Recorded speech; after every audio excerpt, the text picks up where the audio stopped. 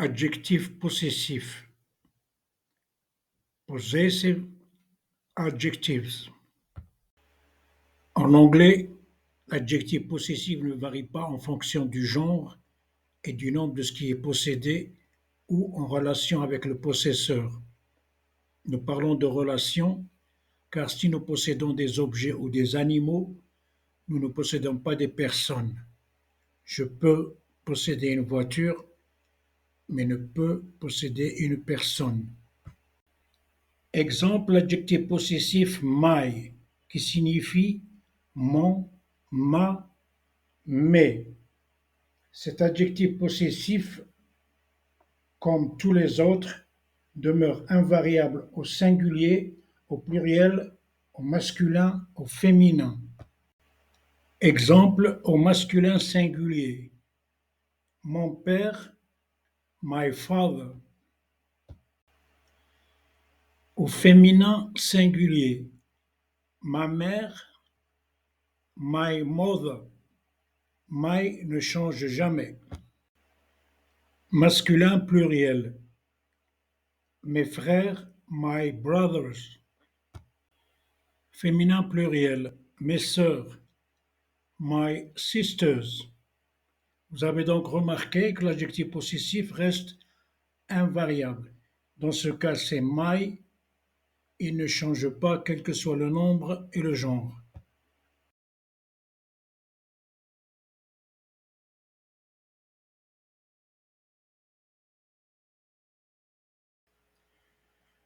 Les adjectifs possessifs et les pronoms personnels auxquels ils correspondent.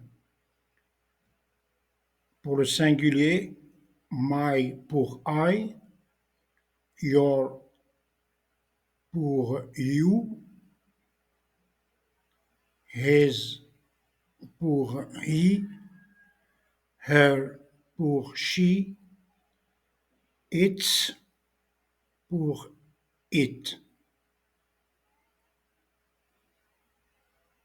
Pluriel, our pour we, your pour you, their pour they.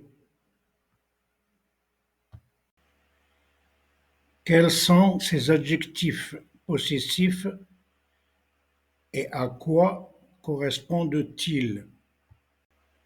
Pour la première personne du singulier I, son adjectif possessif c'est my et qui correspond à mon, ma, mes.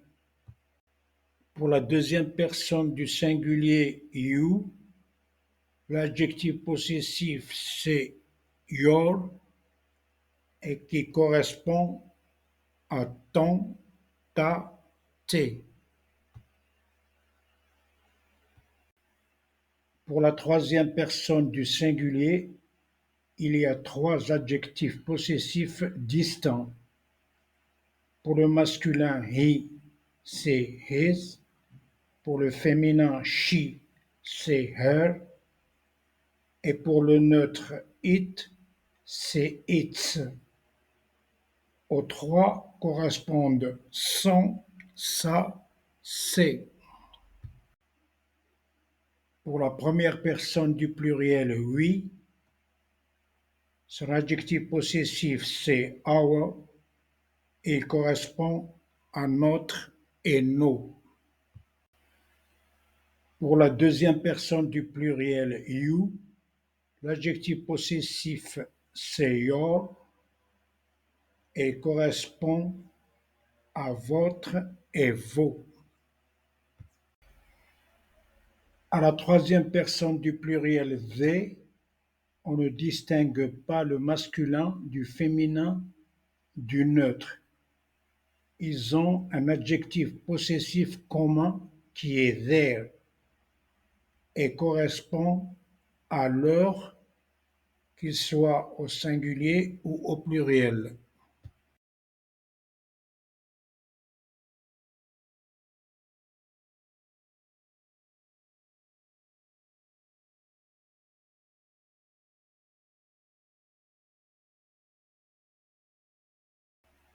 Exemple au singulier, mon ami, my friend. Au pluriel, mes amis, my friends. Donc, my reste invariable. Pour la deuxième personne du singulier, tu ou bien you, ton ami, your friend, tes amis, your friends. Pour le masculin de la troisième personne du singulier, he, son ami, his friend, ses amis, his friends. Féminin pour la troisième personne du singulier, she, son ami, her friend, ses amis, her friends.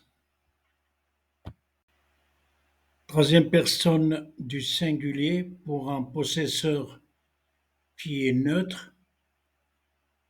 Dans cet exemple, nous allons parler des balles du chien, sa balle de tennis, its tennis ball, ses balles de tennis, its tennis balls. Première personne du pluriel, oui, nous, notre ami, our friend, lorsqu'il s'agit d'un seul ami, nos amis, our friends, lorsqu'il s'agit de plusieurs amis. Deuxième personne du pluriel, you, votre ami, your friend, vos amis, your friends. Troisième personne du pluriel, they, il ou elle, et sans distinguer le masculin du féminin du neutre, leur ami, their friend, leurs amis, their friends. Un exemple avec le verbe être, to be. Il est leur ami. He is their friend.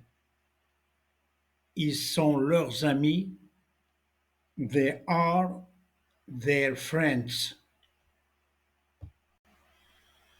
Il est notre ami. He is our friend. Ils sont nos amis. They are our friends. Après les adjectifs possessifs, nous allons avancer en grammaire en étudiant le présent continu. The present continuous. On l'appelle aussi la forme progressive. Au présent continu, l'action est en train de se dérouler sans qu'elle soit achevée. Comment forme-t-on le présent continu ou la forme progressive? En règle générale, on a le sujet plus to be conjugué au présent simple plus le gérondif. Je rappelle que le gérondif, c'est un verbe dans sa forme de base, c'est-à-dire sans qu'il soit accompagné du tout qu'on retrouve dans l'infinitif, plus le suffixe ing. Exemple, speak plus ing, cela donne speaking qui est le gérondif. Un exemple avec le verbe chanter. Exemple, she's singing. On a le sujet she, le verbe to be conjugué au présent simple is, et singing comme gérondif, c'est-à-dire le verbe dans sa forme de base plus le suffixe ing. Nous allons à présent conjuguer à toutes les personnes le verbe manger, to eat, au présent continu. Normalement, en français, on se suffit de conjuguer le verbe au présent simple de l'indicatif. Mais, dans le cas particulier du présent continu, j'insiste à mettre en train de pour souligner que l'action n'est pas encore terminée. Première personne du singulier. I am eating. Je suis en train de manger. Deuxième personne du singulier. You are eating. Tu es en train de manger. Troisième personne du singulier. Selon le genre du sujet, masculin, féminin ou neutre. He, she, it is eating. Il, elle est en train de manger. Première personne du pluriel. We are eating. Nous sommes en train de manger. Deuxième personne du pluriel. You are eating. Vous êtes en train de manger. Troisième personne du pluriel. On emploie they pour les pluriels du masculin, féminin ou neutre. They are eating. Ils ou elles sont en train de manger.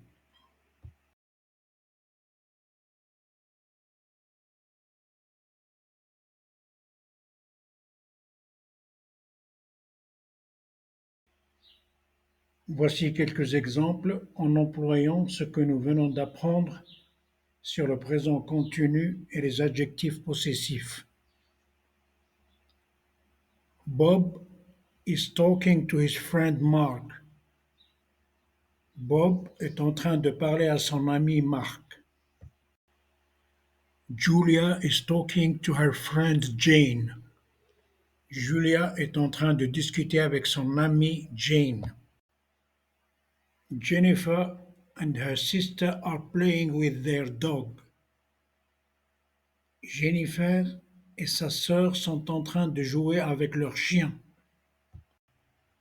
Girlfriend, petite amie, et boyfriend, petit ami au masculin, cela concerne les personnes qui nourrissent des sentiments d'amour entre elles. David is having a coffee with his girlfriend Sarah. David est en train de prendre un café avec sa petite amie Sarah. Autrement, Sarah is having a coffee with her boyfriend David. Sarah est en train de prendre un café avec son ami David. Steve and Peter are brothers.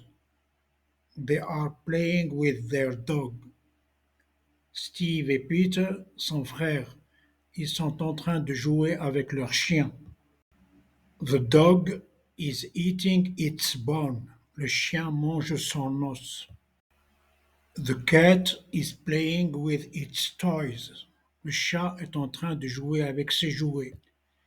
Chers amis, nous arrivons au bout de notre 9e leçon. Je vous remercie de l'avoir suivi et réitère ma demande de vous abonner à ma chaîne qui est encore récente afin d'être suivie par le plus grand nombre possible. C'est une façon d'être remercié et à très bientôt. Pour les leçons précédentes, il suffit de taper sur YouTube Anglais facile et correct avec le numéro de la leçon.